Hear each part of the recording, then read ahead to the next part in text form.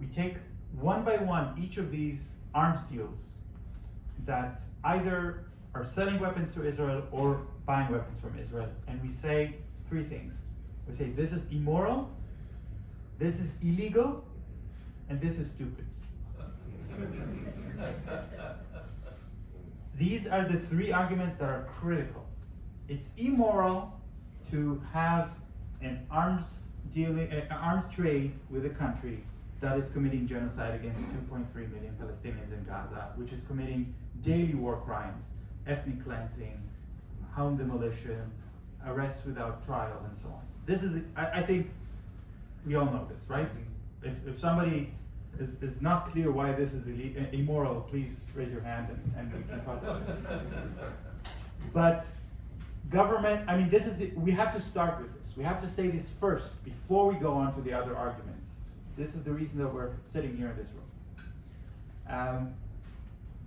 But we know this is not enough, because governments usually don't make their decisions based on moral arguments. Yeah, even though we're in a church right now, but governments work differently. So then we have the second argument, which is this is illegal. And international law is very clear on this issue. And I mentioned already the International Court of Justice, and of course I can talk about the International Criminal Court, which issued arrest warrants.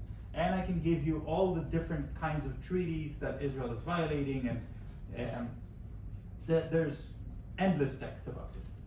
And here I know that I'm going to get some pushback from you, because you're going to tell me, probably, maybe not, but that in the United States international law doesn't hold much sway, and that the US government is not very impressed by international law and doesn't think that it applies to the United States. Nevertheless, I must insist that the second argument, this is illegal, is part of your work and part of your messaging, and comes after so it's immoral, yes, and also it's illegal. And why is it so important? Because BDS is a global movement. Because it's not just within the United States. And if the groups all over the world, in Africa, in Asia Pacific, in Latin America, in Europe, are saying, well, we're following international law, and we cannot trade weapons with Israel, and we cannot allow the weapons from the United States to be transited to Israel through our territory, because of legal reasons, they need to hear also from the US groups that you see it as well, you recognize it, and you're part of the same movement, and you're part of the same messages. And even if your government is not listening to you, but your government will listen to a global movement. So it is very important to say it's illegal. And third, it's stupid. You were laughing before, it is a bit funny, but this is the argument that is the most effective with governments, because they are so cynical. So when we say, the Israeli weapons don't actually work, for example, there's the Spike missile that is made by an Israeli arms company called Rafael. The Spike missile is marketed as if it's an anti-tank missile. Only one problem, it has never been used against a tank. It's only used against apartments or cars, against people. But there's a war in Ukraine. Russia has lots of tanks. And the United States government, under the Biden administration, said, well, we want to take a whole bunch of Rafael Spike missiles and give them to Ukraine so they will protect themselves against Russian tanks. And these are missiles that the US has already bought from Israel for full price with your tax money. But they need permission from Israel, and Israel said no. Why did Israel say no? Because they don't want their missiles to be actually fired at a tank, and then everybody will know if the missile works or not. So, is it a good idea to buy Spike missiles? No, it is a stupid idea. Another reason that trading weapons with Israel is stupid is because Israel is in a state of collapse. Especially the arms industry of Israel, which is facing a military embargo. Meaning that any kind of long-term contract with these companies would mean that you pay your money now, but the company on the other side, the Israeli company, will not provide the technical support and the insurance and and the training and all the things they were supposed to provide according to the contract for the amount of time that the contract is supposed to cover. So it's a very stupid idea to make a deal. It's very interesting that the Israeli arms companies lost their exports, more than half of their exports to the global South countries after October 7, because their best customers were these authoritarian regimes in global South countries that use the Israeli weapons to oppress their own people.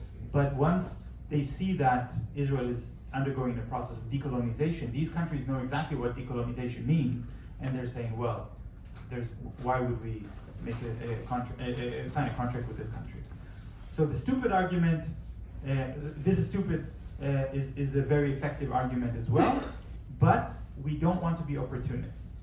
This is why we put it last. Say, first it's immoral, then it's illegal, and then it's stupid. So this is my introduction to the military embargo campaign, and I'm looking forward to your questions.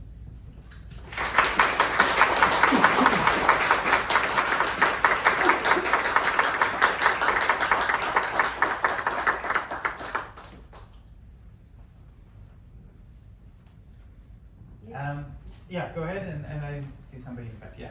Sorry, hi, my name is Christy. I'm wondering how the UAW, without going on strike, can, what did you say it could do?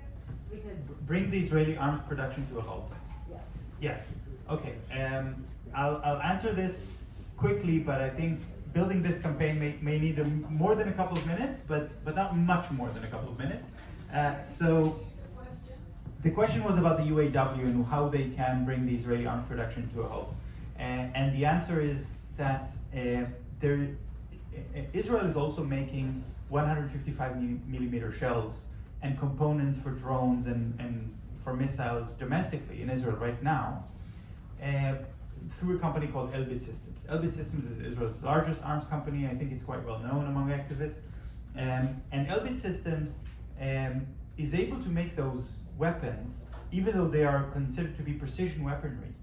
And you can only make precision weaponry with a very specific industrial robot. It's yellow, and it comes from a Japanese company called Fanuc. And Fanuc, this Japanese company, is making this robot, and the robot can be used for many different things, not just for weapons, also medical equipment and cars. Cars is very important. Fanuc has a policy which follows the Japanese Ministry of Foreign Affairs policy, which they say, we are happy to sell our robots to civilian production all over the world. But for military companies, we only sell them to what they consider Category A countries. Category A countries are actually white Western countries, like the United States. Israel is not a Category A country. Meaning that Fanuc is saying officially, we do not sell our robots to Israeli arms companies. And yet, through an anonymous informant, I was given links, but these are open source links that I can share with all of you, to videos from the factory floor of Elbit Systems. You see the robot. Fanuc is lying. And there is a big campaign by BDS groups in Japan against Fanuc, saying, why are you lying? Stop selling the robots that are making the weapons of the genocide. And Fanuc is ignoring the domestic protests because they're saying, we're an export-oriented company. They can protest as much as they want in Japan. It doesn't affect our bottom line. We don't care. But their biggest customer by far, is the US auto industry. The US auto industry are using Fanuc robots, but unlike Elbit Systems, or unlike the arms industry, for car manufacture, you don't need to have a Fanuc robot. The competitors can also make cars. Their robots can also make cars. So UAW can just say to their management, we are not going on strike, but we don't want to use tools that are being from a company that is so unethical and that is enabling the genocide. We'd rather you just order the robots from one of the other companies. You know, it's such a small ask, such a small demand. that the UAW can make.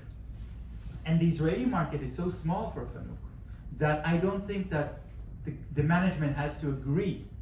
I mean, just if the UAW will make the request before the management reaches a decision, and Fanuc will see that, oh, we are about to lose our biggest customer by far, I am quite certain that Fanuc will say, let's just stop selling to Israel because that's our policy anyway, and then we can keep our business in the United States.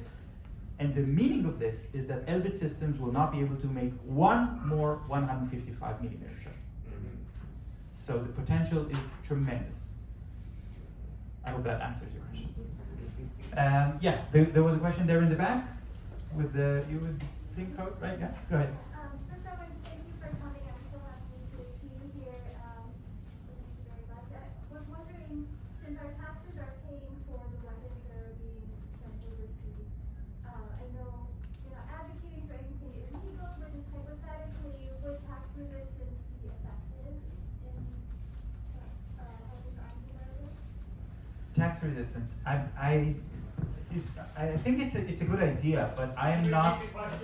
The question was whether tax resistance can be effective, but I am not qualified to answer this question. So, because I am working on a global level, and in different countries, tax resistance has different ways of working. Tax is collected differently through different procedures, and there are also different consequences for people.